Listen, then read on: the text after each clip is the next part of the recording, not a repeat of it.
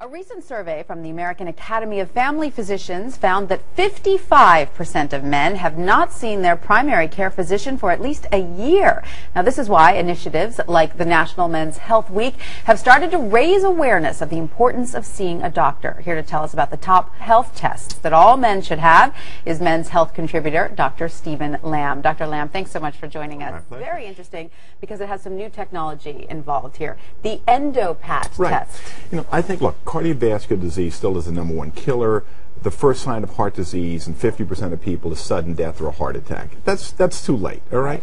Even the current technology like the stress test and the coronary angiogram, things that everybody hears about, really show advanced disease. Well, there's a device called the Endo-PAT, which really measures physiologically how blood vessels are working. And in 15 minutes, it gives you a way of stratifying risk. One day we'll actually show the machine for you. Absolutely. Is this a new test? This is a new test. It's a new technology. It's been studied at Mayo and Stanford, Harvard, and a lot of other places. I've done actually more than 2,000 tests, and it helps me really differentiate the person who's actually seems like they're doing really well from those that go, you better stop smoking, you better lower that cholesterol, because you're already showing signs of a problem. Now, it sounds wonderful, but is it widely available yet? Well, it's increasingly available. Okay. And I think over the next year or so, as doctors start moving towards this risk stratification and early intervention, I mean, as I said, for a stress test to be abnormal, you need an 80% blockage. That's too advanced. Right. You can't just look at cholesterol because